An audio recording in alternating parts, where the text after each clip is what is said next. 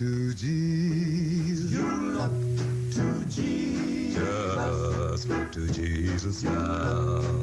I know He's the one. He's the one. I know He is the only one. Look to Jesus now. You look to Jesus. He's the one. Hello, everybody. I want to welcome you to the Raw Spiel, where we keep it real with the hard truth. I know some of you might be listening for the first time. I want to thank you for tuning in, wherever you're listening at, and however you may be listening. This broadcast, we basically cover things that's happening locally, nationally, and worldwide. And we look into the Bible and see what the Bible says about these various things. And sometimes we get questions that's straight from the Bible. Some people want to know about marriage and all kind of stuff, all kind of things. So we don't shy away from the tough issues. And y'all just simply call me Harold. That'll be just fine. And I have with me the pastor of God's Truth and Deliverance Ministry out of Bolivar, Tennessee, and that is Apostle Bolden. So I want to thank you for joining me today. All right, thank you for having me. All right, y'all. We're gonna get started. We're not gonna waste no time here. You mind playing audio one for me? And we'll get this broadcast started. My job is not to be a political pundit or political activist. My job is to be a pastor and proclaim the truth of the gospel as clearly as I possibly can. Well, wait a minute. What about the Old Testament and the prophet Deborah? I mean, she was a political leader. She was a wife. She was a mother. She was one of the biggest forces in the book of Judges. So that's the gospel right there. She certainly was. And the fact that something happened doesn't mean that it's normative for the church. In Isaiah chapter 3, for example, one of the signs that a culture is under judgment is that women are in leadership in their nations. So Deborah was actually a sign that things were very bad in Israel, not a norm for the church.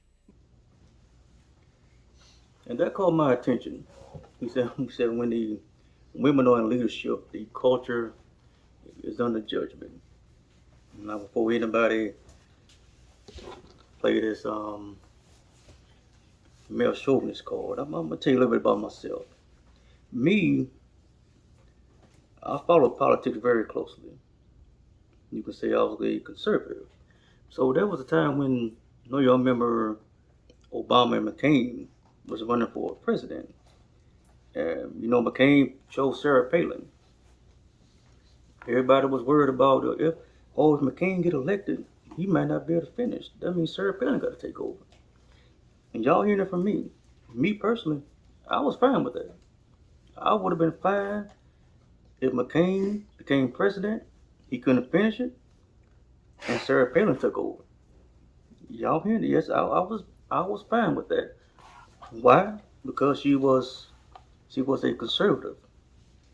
And I really felt, if you have a conservative in leadership, we in good hands.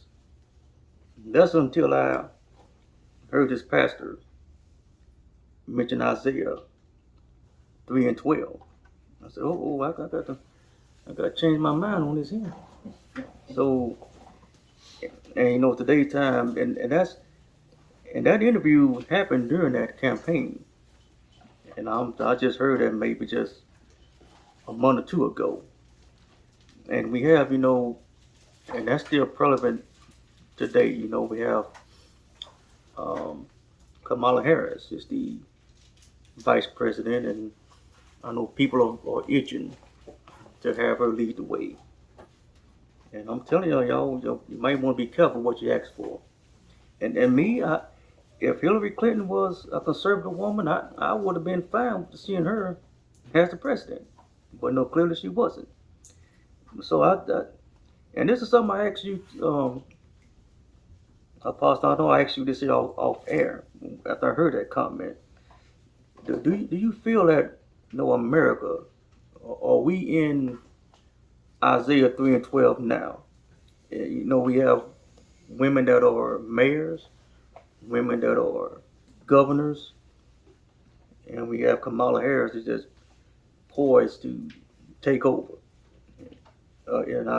If she take over the presidency, are we under judgment, or are we on that path to judgment? I know in Argentina they nominated they elected their first female president some years back. So I'm just wondering, is America, are we living under Isaiah 3:12 now, or are we heading that direction? Oh yeah, most definitely. I definitely think that we are under judgment, and we're not just headed in that direction. We're already there. And I say that because I think what you just quoted, the scripture that you brought up, Isaiah 3 and 12, it says, "As for my people, children are their oppressors, and women rule over them. O my people, they which lead thee cause thee to err and destroy the way of thy paths." And and I think about that. Oftentimes, it's two things that we have to look at in this scripture, like what you're saying. A woman being in a leadership role, in a leadership position, and to the carnal mind and to the naked eye, it seems like that's a good thing. Hey, yay for the women's movement, yay for we finally getting somewhere. But then here's the issue. Look at what Isaiah 3:12 says. "As for my people, children are their oppressors." So on the last part of that it says, "And women rule over them." So when the women are ruling over them, in other words, they're in leadership positions in society, then there's this seesaw that takes place. One is up, the other one's down. Women are ruling. That's it. We celebrate that, just with a carnal mind. But who's suffering because of that? As the women move into leadership positions, the children are becoming more and more the oppressors. Why? Because the woman is out of her place and not raising the children in the manner that God had called her to raise them in. And so, we see that there's a mayor, a former mayor in Tulsa, no, not Tulsa, but Nashville. The former mayor there, she ran for mayor. She was in the office, and I think she got caught up in some scandal. And I think she ended up having to resign, if I'm not mistaken. But then it was in that same time that her son committed suicide. So you see, so she, everybody celebrates her because she gets in the most powerful position in that city, but then her family suffers because of it. So it's always this trade-off. Whenever we get away from the divine order of God, somebody's going to suffer somewhere. Somebody's going to suffer somewhere, and so you think about it. When we were children, we'd ask Mama, "Hey, Mama, can we put sugar in our cereal?" "Yeah, you can put sugar in the cereal, but you ain't gonna have none left for your Kool-Aid for dinner." So now you got to pick and choose what do you want, Kool-Aid or cereal, sweet cereal. You see that? So in other words, there's always this trade-off. If women are ruling over us, then the children become our oppressor. And so for us to get back to the point of children not becoming our oppressors, then we have to put the people back in leadership that's supposed to be in leadership. And of course, that's not to say that a woman can't make sound decisions and that she doesn't have the ability to lead. But here's the thing: just because somebody's able to do something doesn't mean that it's called for by God. And God is the balancer of the universe. He balances the universe. See, and so whenever we get outside of God's word, somebody pays for it. Somebody pays for it. And so that's my judgment on that. We have to definitely make sure that we are not falling, as believers, are not falling into this mindset of just looking at things one-sided. If we just look at society, we were in a much better place when the men were leading society. And I do not want to hear anybody say, "Well, the man is out of his place, so the women got to step up." I'm pretty sure there are enough men in society to handle the leadership I'm pretty sure of that. It ain't 5 of us left, So I think that we have to definitely step up and take our place, our righteous place in the Lord. And definitely, I think, and when I say that, I mean, I believe that men need to make sure that they are in their place so that they are not yielding themselves over to this spirit that is running rampant in today's society, that causes what we see today: the women being the leadership, and the men being and the children being the oppressor. So I just sincerely believe that if we're going to turn society around, and we have to look at the whole picture. If we're going to turn society around, we definitely have to go backwards in some things that we have started down the road on. And to me, part of that is they're following the godly order that God has called us to follow. What do you have to say about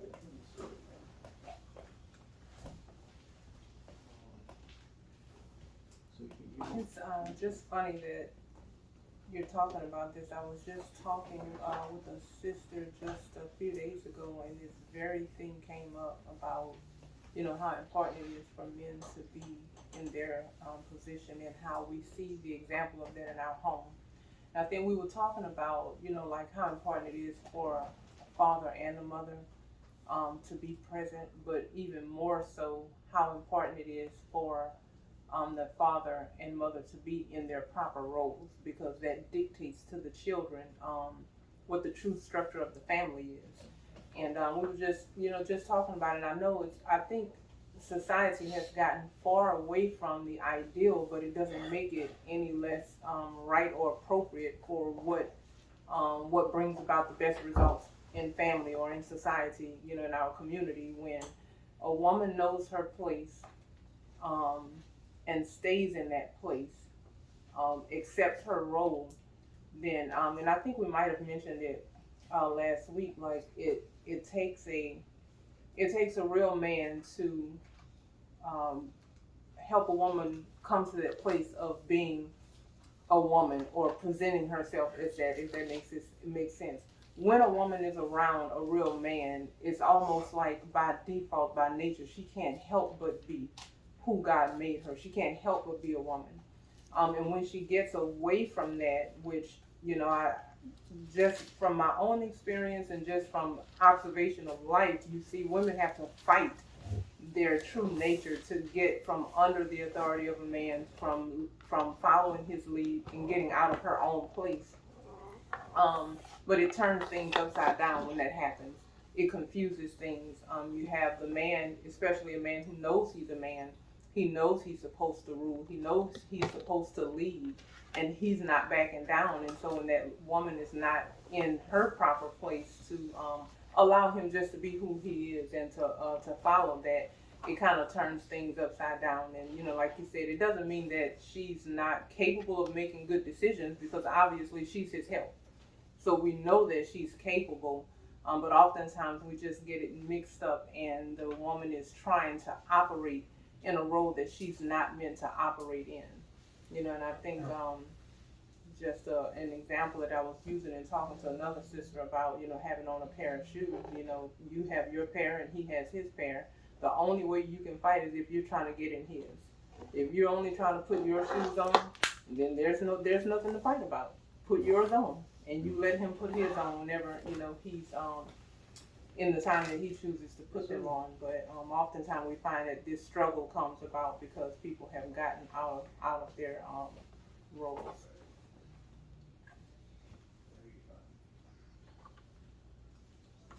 One thing I think about with this whole thing, I think about just like what you said, the only way they're fighting is if the woman is trying to put on his shoes, or he's trying to put on hers today. But I think about, there wouldn't be so much struggling in marriages today if people were in their proper roles. I believe a man knows that he's a man. I think a woman knows that a woman knows that she's a woman, But to me, where the fighting comes in at is people don't know their proper roles. And I know people don't like to hear that, but we have roles to play, and there really is no way around that. We have to play our role in the marriage. And anything that's going to work right has to work in sync. If especially when you're talking about marriage, anything that's going to operate, it has to operate and work in sync. The way it's supposed to. Just look at a clock. You got the long hand and the short hand. What if they were fighting each other? You would never be able to tell what time it was. You see, so the long hand has to go down, has to go around one complete cycle for the short hand to move to one position. You see, and they not in there fighting about it. The short hand ain't saying, well, you get to move around. Why can't I move around? Why you doing all the movement around here? You get to make all the decisions. Why can't I? I want to go around once an hour. I want to go around, a whole cycle an hour. It takes 12 hours for it to go around one time. What is it? The maker of that clock knew the roles and understood the roles that each was supposed to play, and it makes it play it. Now, if the clock get out of sync, what are you going to do? Just keep it on the wall and let it just continue? No, you're going to take it somewhere and get it fixed. What's the problem in that? Those gears done got out of line some kind of way. You see that? And so the long hand is not supposed to be the short hand, and the short hand is not supposed to be the long hand. If they're going to work properly, they have to accept their role and not get upset and bothered because one of them gets to move more than the other one, or the other one gets to move less than the other one. And so to me, that's the way it is in marriage. God created male and female, and we have particular roles. And whether we like it or not, the man is the head, and the woman follows the man. You can't, nowhere. Most times you can go to McDonald's, they're going to only have one manager on the shift at a time. They're only going to have, one supervisor on the shift at a time, and and nobody's mad about it. Managers don't want to work at the same time. It's a waste of time and manpower. So to me, when a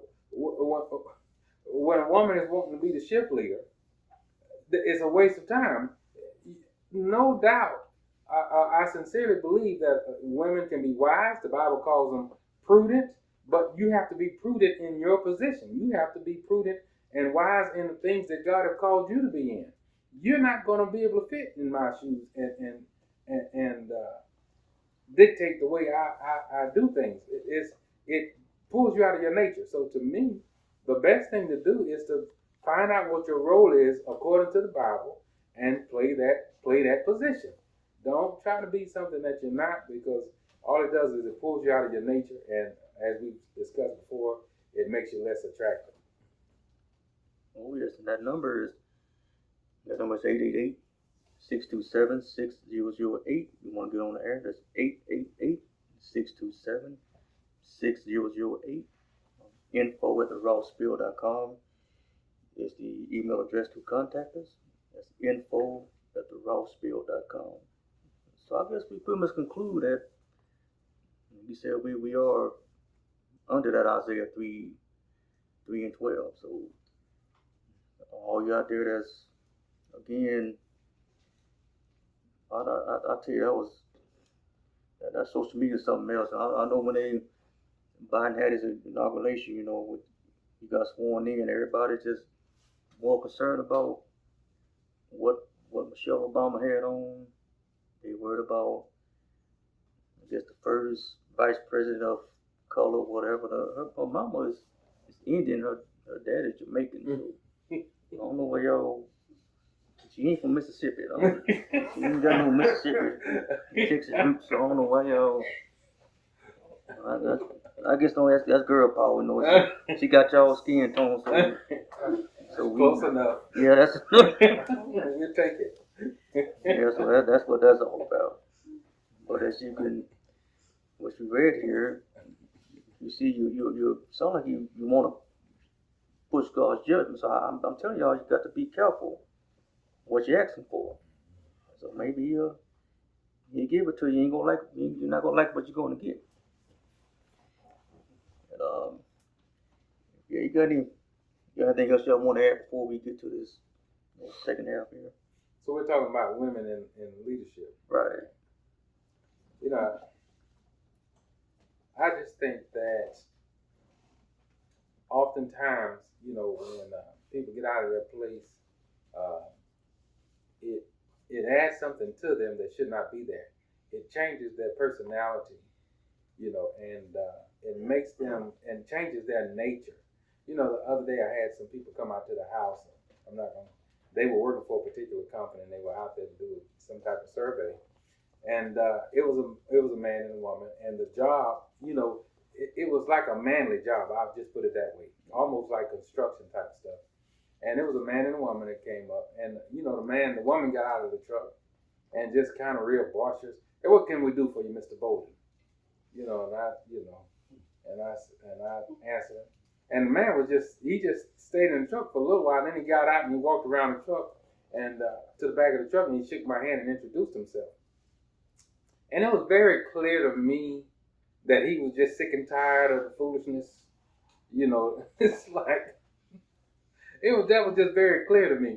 But it was like she had this boisterousness about her, like a bulldozer. You know, like this, just real boisterous. You know, to me, it's a sad thing to see a woman try to prove that she's a man. You know, men know that you're not a man, but it's like they have to overextend themselves to prove that they belong in the boys' club, and they don't. You know, and to me, it's sad. And, you know, I was standing there. You know, she was asking questions and talking about what they were there for, and you know, she almost had me convinced that she was a man. You know, almost now. I kept saying, yes, ma'am, no, ma'am. Then I thought, well, let me make sure, you know, I believe, you know, it's like, she ain't offended with the ma'am, so I guess she's a ma'am. But that's, you know, and I'm serious, I really, you know, and I don't like having to look for physical evidence, if y'all understand. Like, I don't want to, you know, don't want to start that ball rolling. Just, you know, there wasn't much there. So it was hard to tell, you know, it was hard to tell, you know. And so I just, yes ma'am, no ma'am, yes ma'am, no ma'am.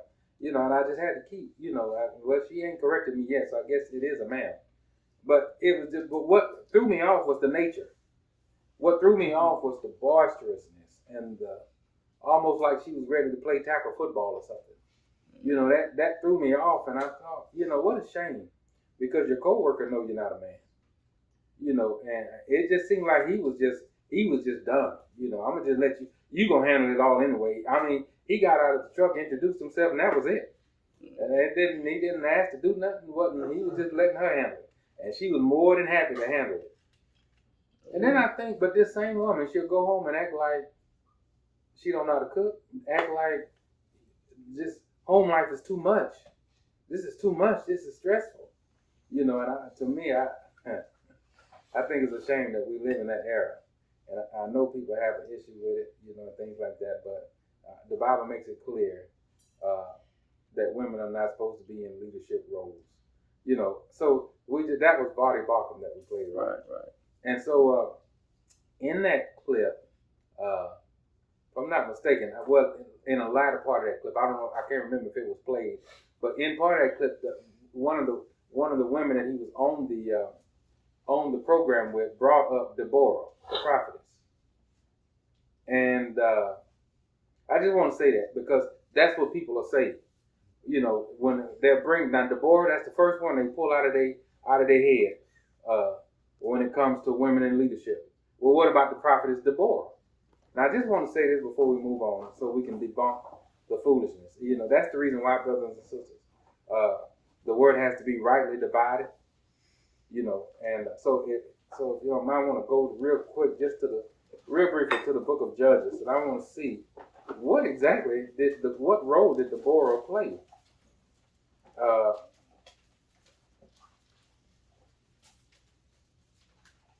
The 5th chapter of the book of Judges. And so people bring up Deborah like she was a leader in Israel. But the Bible don't say she was a leader in Israel.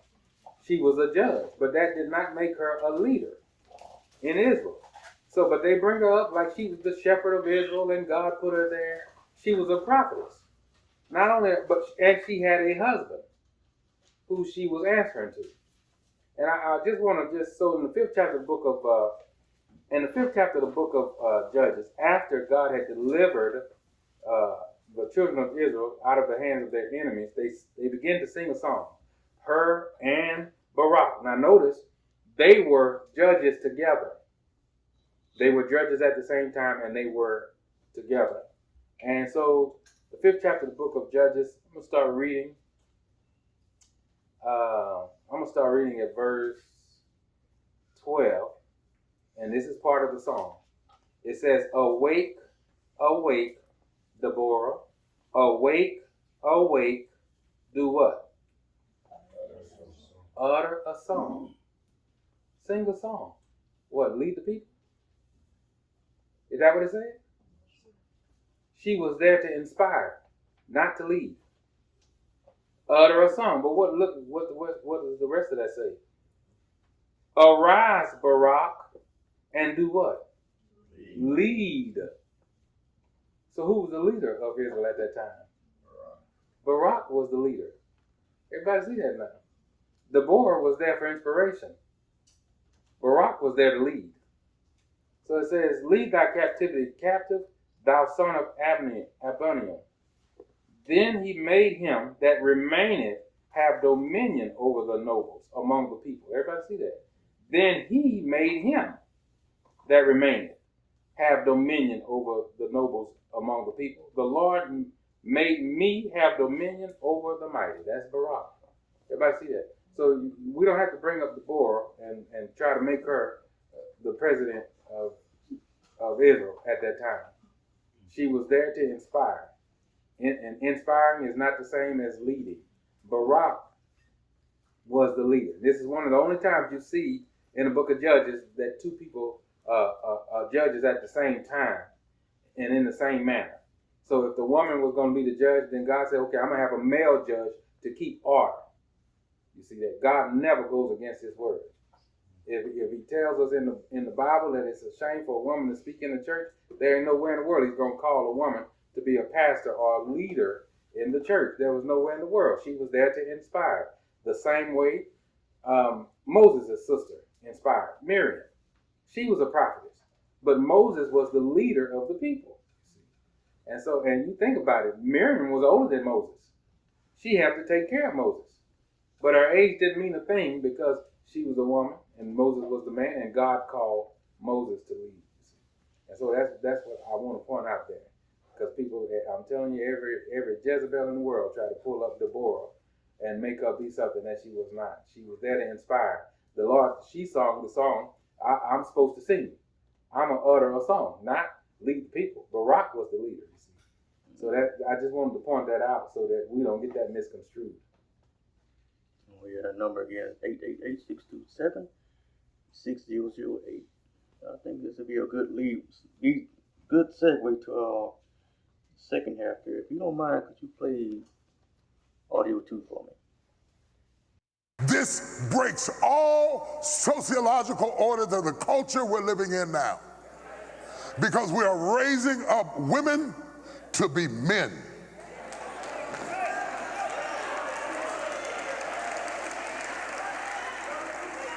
And you are not applauded for your femininity. You are applauded in the contemporary society by how tough, rough, nasty, mean, aggressive, hateful, possessive you are, and you are climbing the corporate ladder, but we are losing our families.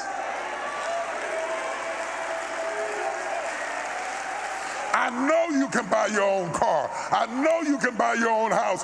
But until you create a need that I can pour into, I have no place in your life.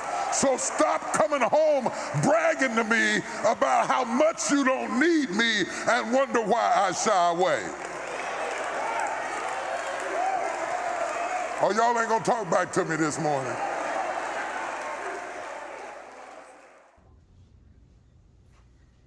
And that was Bishop T.D. Jakes. I was online browsing around. He was seeing some. He said something very controversial. I said, let me check it out for myself, see what's going on here. And I come across that clip. I'm like, that's it. And I had my phone. I was looking around, see, there got to be something else that's more controversial. I thought he was saying something about, the more you give, the bigger your mansion or something. I thought it was something, something off the wall. But I ain't heard nothing wrong there. But that's unfortunate though. You see a lot of women take offense to that, but the modern society telling the women that you're married, you can still be independent. And I haven't found nothing in the Bible that backs that up, where you can be married and independent at the same time. I just hope the ladies, women out there, would just have an ear to hear this. Bottom line, it's a lie. Just like it was a lie when the serpent had told Eve. It was a lie. He lied then, but now they got like a different lie. In today's time, he lied to the serpent. The serpent lied to Eve. She fell for it. Nothing happened. And once Adam partake of it, that's the beginning of the end. Now, I don't know who started this nonsense telling wives they don't need their husband. Again, that's a lie. You let that lie go to your head, your husband catch on to it, and after a while, he's going to, just like you said, after a while, he's going to get tired of it. Now some women have the guts to say, just like you said, I can do this myself. I can pay all this myself. I can pay this rent. I can pay this mortgage myself. Then after a while, your husband gonna get sick of hearing that. Now sometimes you don't even have to say that. Even just your attitude towards him, show that show your independence. He can watch how you talk down to him, how you belittle him, and watch you talk to everybody else. You're just so nice and so sweet and polite. That speaks volumes. Now you're trying to. I'll tell you again. I can't express enough. That is a lie. There is nothing in the Bible that'll support a woman being independent from her husband. We ain't talking boyfriend, girlfriend. We're talking about that husband is supposed to be your head. And like you said, we have a lot of women want to be masculine. Now, that man gets sick of your stuff. I'll tell you, 34, 26, 38 is not going to keep that man around. I don't care whatever your figure is, whatever your measurements are. That's not going to keep that man around. He's going to I'm telling you, he's going to get sick of it. No matter how pretty you are. Now that man going to shut down. Then you want to get feminine. Oh man, he don't love me no more. It's too late now. You should have been acting feminine from the get-go. Now you see the man that he's checked out. Now we want to get soft. Too late. Like Willie Banks said, it's too late. He's gone. But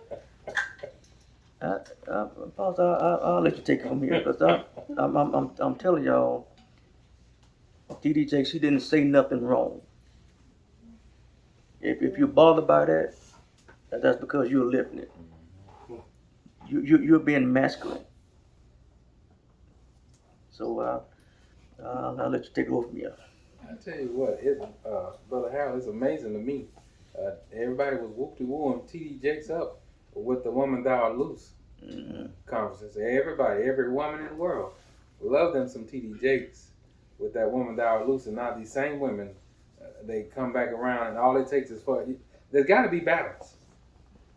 The Woman Thou Art Loose conference, that originally started to help broken women get loose from their past hurts. That was the purpose of it. But you know, the feminist movement took it and made it something else that it was not intended to be. And so, to me, you being free from hurt does not equal you being free from men and the authority that a man is supposed to have in your life. You being free from hurt actually runs you back to that authority that God originally intended for you to have. You see, and so to me, it's amazing. You know, I was watching the video clip of that, and that clip there that we just played, and just the comments. It's amazing to me. I mean, they were coming out of the woodworks. Well, why don't he get on the man? And I was thinking the whole sermon was for men. The only part he was really talking to women was in that part of the clip. The rest of it was for men to pour into women. But of course, he had to preach both sides of it. Okay, so a man is built to pour in, and so sisters, if a man is going to pour in, you have to have room for him to pour into. You cannot be independent and then want a good man to pour into you. Where's the room at? So that was the whole point. But of course, you know, what do? We listen to the clip up, and I'm telling you that the hurt just takes it way down the road somewhere where that's not supposed to go. You see, and so I'm like you. What the man was saying was right. What the man, he was preaching the truth. You know, and how can you deny it? So here's my thing: if you see yourself in that, why not just make adjustments? Why not just correct your behavior? You know, I'm telling you, it boggles my mind that Christians, when they hear a clip like that, they'll say, well, what about the men? Okay, well, let's go to the 21st chapter of the book of John. What somebody else said that when the Lord told Peter how he was going to die, Peter said, well, what about this one? What did the Lord say? What is that to you? So, you know, if the man is acting a fool, that don't stop you from being a woman, and for you and your need to be in your place. You see, so we don't get to excuse our behavior because we looking at somebody else's behavior. If that's the case, when is anybody gonna get in their place? If we all looking at each other, blaming each other for not being in our place. You know, I cannot not be a Christian because there's a devil walking around. You know, it goes back to the Garden of Eden. When the Lord came to the woman, when the Lord came to the man, what did the man say? It was the woman you gave to be with me. And when the Lord came to the woman, what did the woman say? It was the serpent. He beguiled me. You know, okay, so, but y'all had the word. The devil just did what he was supposed to do. We're not going to talk about him right now. Let's get on y'all. Y'all had the word. Y'all knew how it was supposed to go. Y'all knew what I told y'all. Y'all should have followed what I told y'all to follow. And so to me, it's amazing to me. You know, it's almost like a oxymoron to hear a woman saying nobody gonna control me, but yet she'll let the behavior of somebody control her. Even from the past, 20 years ago, somebody's still controlling her, and she ain't seen them in years, and they still controlling her. So, you know, to me, you need to get right. You need to come to your senses and see what's going on. You can't even live your life and enjoy the life you have today because of what somebody did to you 20 years ago. You see, so, you know, I think things go better when first we admit where we are. When we admit where we are. If you're hurt, you know, the Bible tells us, you know, if you're angry, cover your mouth. Don't speak. So, and the same thing is true. In other words, when you're in high emotion, cover your mouth. But that's the last thing people want to do. So here's my thing. If you know you're hurt and you can admit that you're hurt, then at least admit that your hurt is clouding your judgment and your outlook and the way you're seeing things. Your hurt is clouding your judgment. So you shouldn't judge things, you know, when you know that you've been hurt. Just go somewhere and sit down and heal. Get back to ground zero where you trusted people, you know, and that'll do you some good. Oh yeah, that's the last part. You know, I wrote down Matthew 18:3-4. And he was speaking of, you know, you coming as little children. Now, I remember a video, another video I saw a couple of years back. I don't know. They were brothers and sisters. There was two little kids. May have been 3 or 4, something like that. And I saw the boy. I guess there were like 2 stones, and there's some water running in between. So he crossed over. He stretched his leg out. He got to the other side, and the little girl, she was having a hard time crossing over. But what that little boy did, he made a bridge out of his body that reached over both stones. So the little girl, she crawled on his back and got to the other side. Now, the little boy didn't say, "I got over here. You better go over here the best way you can." The little girl didn't say, "I don't need you making a bridge for me. I'm independent. I can get over there my own self." So I feel we got to have a mindset of children. That's what Matthew 18:3 and 4 said. You got to come as, well, I don't have it in front of me, come as little children. But now ain't anybody telling y'all to piss in your drawers, nothing like that. But you got to have that innocence, and you got that grown woman mindset. You become a manager of Piggly Wiggly, and you come home, your husband can't tell you nothing. Sister manager Cato, Dollar Tree, you got a few people up under you, and your husband, you tell you, hey, don't wear this shirt. You don't tell me what to do, but you got a manager over you. You work any hours that they tell you to work. They tell you to work from 11 to close, you're gonna go from 11 to close. But your husband say, hey, you need to hang up with that person. I do what I want to do. You shouldn't wear that. That's still too tight. Buy my clothes then. So you gotta have a mind of innocence of a child. But pretty much that's the whole point of that. So I hope that y'all get out of this that you having an independent mindset. It is a lie. Because I'm telling you, some of your marriages is on life support now. Some of your marriages is in hospice care because of that independent mindset. Your husband done checked out a long time ago. His body just there. Now, and I'm telling you, that's a dangerous situation to be in. He's about ready to go, just to flip up a coin. Tails I'm gone, heads I'm here, but I might get a double-sided tails coin. Keep messing around here. You done got to that level, and that's dangerous. I'm telling you, that's the dangerous spot to be in. So I hope the women out there, the wives, or the ones that's looking to be a wife, this is not chauvinistic. There's nothing in the Bible that supports a woman being independent of her husband. A woman being independent, period. And so I don't know if your mama. I know some of y'all done seen your mama punk your daddy out, and you want to go into your marriage with that nonsense. You see your dad left your mama, and your husband is, no, ain't that far behind. But you can break that cycle. You don't. You might see your mother done divorced, your aunts, all your aunts done divorced or whatever. You don't have to follow that cycle. You can break that. But you got to just accept this. Don't accept that lie that you don't need your husband, that you can live independent from him. I can't express enough. That is nothing but a lie.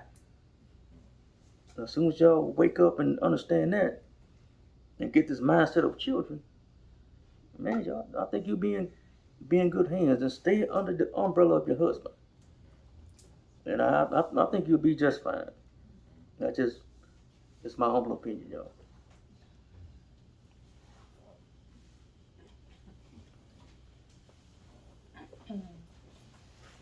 Those are some really good words of advice. As funny as some of the things are that he was saying, it's really true. That a lot of times, women, as we talk about, they have the propensity to act manly and do things that's unattractive to a man. And I think I kind of briefly mentioned that before. And I didn't hear all of the clip from Bishop T.D. Jakes, but I believe in a part of that clip he said, we are training our women to be men. And I was thinking about, the the characteristics and mannerisms, that a lady finds attractive about a man are the very same characteristics and mannerisms that a man finds unattractive. But unfortunately, we're in a society where women are being heralded and rewarded for being manly. And I was just, thinking about that statement, how, as women, we are designed to receive and to take in. And I was just thinking about how in this society, women are being, they're receiving accolades for being manly. And it's like, as long as they're receiving these accolades, it's like they just tend to want to keep going down that path, but missing the obvious that a real man wants a real woman, not a woman who's being manly. One of the things I'm gonna go over just real briefly four characteristics that I kind of mentioned last week, that there's certain things that about a man that most women are gonna find attractive, and it's the man who boldly leads with confidence.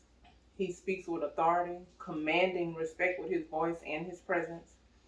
He has a compete and conquer attitude, which makes him walk like he just won a battle and is ready for the next one.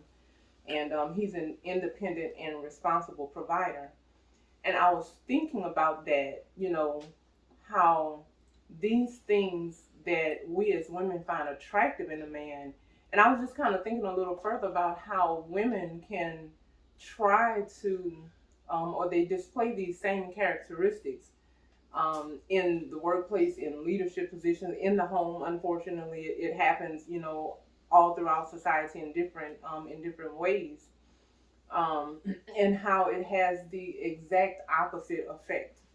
We talk about, of course, we expect men to lead with confidence, to know who they are as men, to do that. And I'm gonna read this particular one that I wrote because I don't wanna summarize it.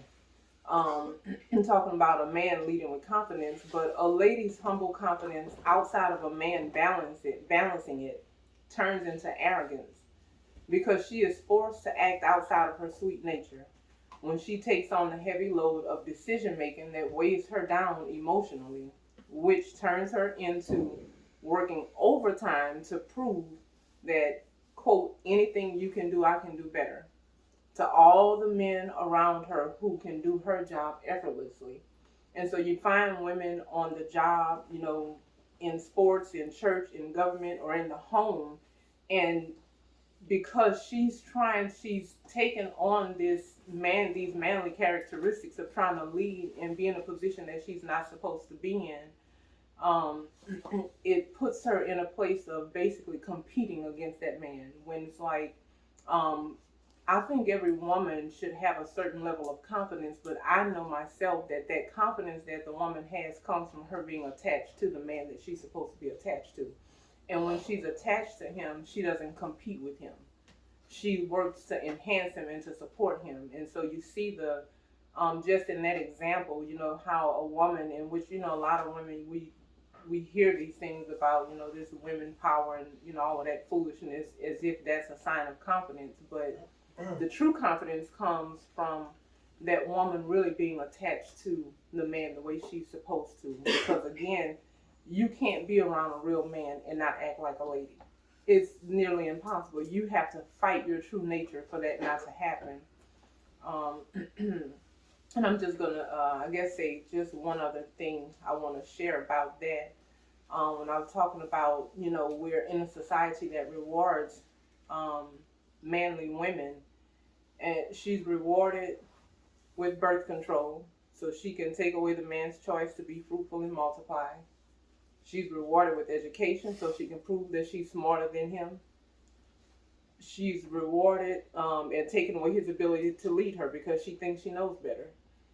She's rewarded with executive salaries, and I think Brother Harold mentioned that a moment ago about, it creates a false sense of financial security, so she doesn't think, oh well, I don't need you financially, I don't need you to provide for me. And even though I think it's in every man, it's an honor for him to provide for his family, but in a society where women are being rewarded with these salaries to pull them away from men, she takes away his ability to even do that in honor. And the other one is, it's kind of an old term, but I think it shows itself up in different ways where, women are rewarded with self-defense classes. And I think about that, like these things, and, I'm calling this self-defense classes, but it can come in so many different forms, but it's meant to convince her to protect herself, eliminating the need for her to fall under the protection of a man when that's what he's there for. So I think about all these things, that go on in society that promote women being independent of a man. And it's like women are falling for it, but they're missing the obvious again, that a real man wants a real woman. He wants somebody who's feminine, not somebody who's trying to prove that she doesn't need him. All right, man. Appreciate Sister Bolden, giving her with those comments. We really do appreciate that. Now it's gonna be on YouTube now. That's we have a woman's point of view of this here.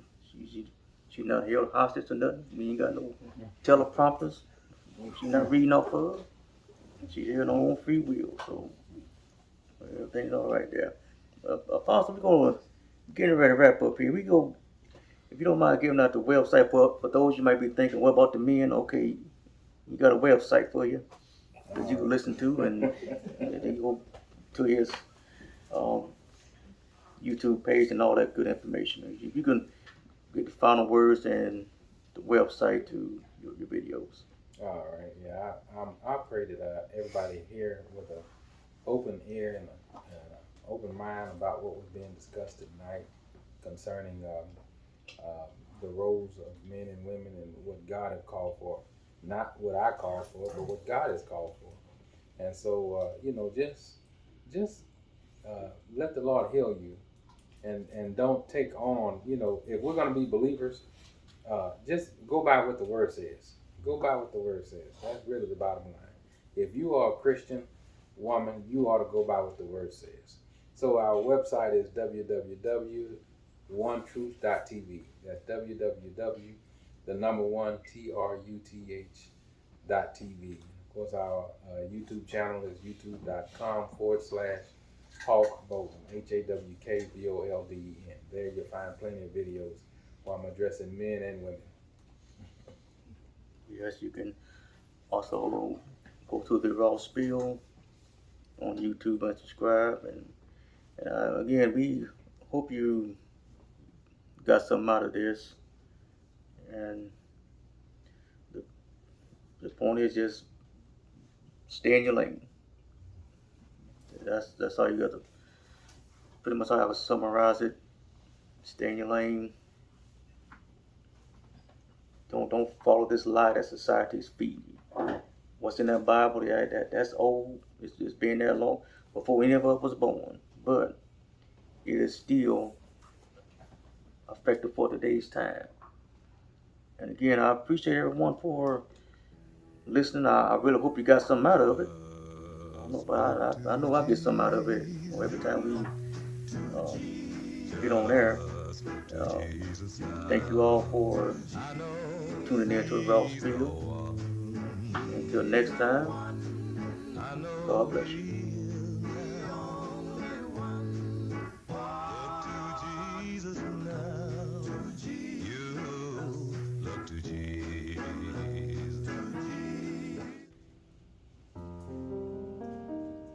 Yeah, so well, we had a couple callers, but they hung up on us. Oh, okay. Yeah, man, that's all right. But we off the air now. Y'all have anything else you wanna add on with this T.D. Jakes comments. Like I said, it's very, very controversial, but again, he didn't say nothing wrong. I heard nothing wrong that he said.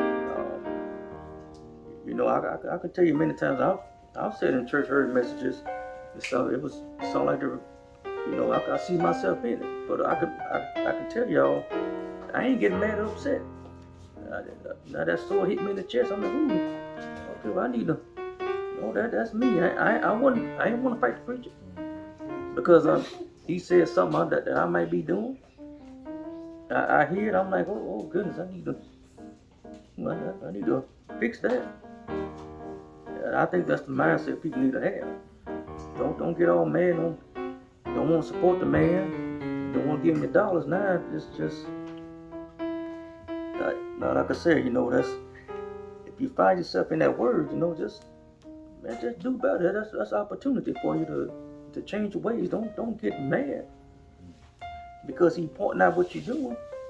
Just don't make a change. That's all I got. I find that a lot of people, they want to, especially, I think that a lot of women hurt deeper than men hurt. And I think because they hurt, they think that it gives them a valid reason to be that way, to be difficult. And anybody that ever try to help them and touch them, and to me, they just like a hurt puppy.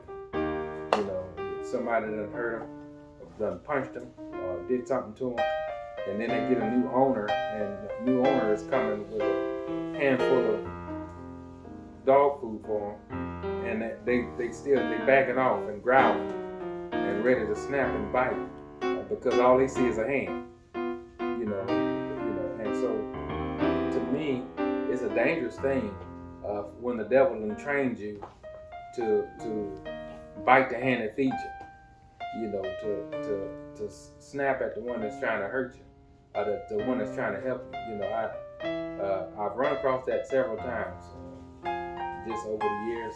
Different people, even as a pastor, trying to help people, and they hurt and don't understand.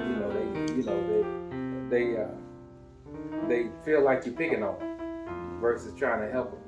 To be healed, you got to be in a place to want to be healed. To be healed, you got to, you got to be in a place to want to be healed. And you can't be healed as long as you're making yourself a victim of your past hurt and you're justifying your behavior.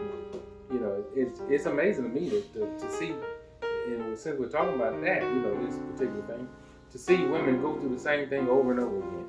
With the same bad choices, same bad mistakes, and don't want to take advice, don't want to receive from anybody. I'm going to just figure this out on my own because I don't trust anybody. And the devil got you exactly where he wants you, where you can't receive from anybody, and you see all your choices at where it's done gotten you. When you get to that place, you're in a never-ending cycle until you humble yourself and come to the Lord and accept His righteous ways. So to me, it's a shame to see that, but I've seen it over and over and over and over again. It's this pride of you can't tell me I need to let go of something. Don't tell me you ain't been through what I've been through. And of course you don't know me, you don't know what I've been through. I say this, I've gone through the fire with no smell of smoke. That's the way it is when the Lord healed you. You ain't gonna be able to tell what I've been through. That's the whole point. I'm supposed to be a new creature, so you ain't gonna see all the marks and the scars. That's the way it is. But it's hard to get somebody to see that, when they want to hold on to that hurt. And I just feel like a lot of women want to hold on to that hurt so that they can justify their boisterous ways. They can justify their behavior because they know if they actually surrender and say, okay, yeah, I need to be healed, then they no longer have a cloak or an excuse for their behavior. They get nasty. They get just like what T.D. Jakes was saying. You're nasty. You're mean. They know.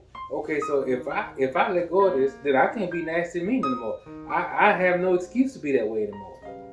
You see, and so I'm telling you, Brother Harold, to me, that's one of the most unattractive things I've ever seen in women. Is that nasty, and what T.D. Jakes was saying, nasty and mean and things like that. That's not even in your nature to be that way. You know, to see them to be that way, and to get used to that. You know, who wanna walk around being that way all the time? You know, so. Oh yeah, no. I'm gonna say this. I'll wrap it up. That's what I like about the broadcast we did on the blended family. Now, you know what? But I'll say this much. I know personally the lady that sent that long message, and I know the people that she spoke of. But one thing I didn't know that she was going through that stuff. You know, and I tell you, if you meet her, you couldn't tell. And you know the background. Know she was stepmother enough said this and that about her, how undesirable she would be, and things of that nature. But that was a lie. That's show you how God works. You know, he sitting there watching her being called this, telling how undesirable she'll be, and the whole time God had 3 sons waiting on her. Every last one of them are models. Every last one of them are actors. They have their own agent. They walk on the red carpet. So no ugly woman ain't gonna produce no models. And so, you know, that's God's doing there. And you know, she's married now, and she ain't bringing that bitterness on to her husband. And that's why I was saying, you don't have to. You can break that cycle. That cycle was broken. She is in a blended family of her own. She met her husband. She had a son. He had a son. That's a blended family, and you will see the way he interact with her son. You would think that was his seed. No, just the same thing you would do with your children, and your wife's children. You can't tell. You know that you would think that was your seed. Just like what he was doing with her wife. Her husband was doing with her son. You know that's to me that's the prime example of not being bitter. Because I tell you, if she was bringing all that nastiness to him, she'd be dead dog wrong. But she was able to let that go, and I'm telling you, life is good to her. So that y'all, that cycle can't be broken. No matter she was treated like a dog, but she didn't bring that to her marriage. And I'm just letting you know that cycle can't be broken. You seen cycles broken in the Bible, and you seeing it amongst yourself in today's time. It can be broken. That's all I got. You know, I want to say this. There is a such thing as a woman getting hurt and not becoming bitter over it. And not, because that's another thing. Just with what you just said, what she went through, in her younger years and in her childhood, and yet she grew up and she didn't carry that. And so I just thought about that there is a such thing as being hurt and not allowing it to change you, not allowing yourself to get bitter over that hurt, And we're not talking about a relationship like she was out dating and got hurt. She was hurt by folks that was looking after her and her caretakers, So, but so she didn't choose her step-parent, but you got women today, they'll go out and choose a man to hurt them and stay in it, and then get bitter about it, and then leave and think they got a right to snap at everybody. Which I think that's a strange thing. So there is a such thing as being hurt, and going through things without it making you ugly, and without it causing change in your nature. So I just wanted to point that out, just so we understand that everybody that's hurt ain't got to be mad about it. You could just move on. Oh yeah, that's what that does for me. And again, as always, I do appreciate Sister Bolden for giving her insight, especially on a woman's perspective on these matters. That's greatly appreciated, as always. So that's all I got. Anything else? All right, but again, I want to thank y'all guys for tuning in, and God bless you till next time.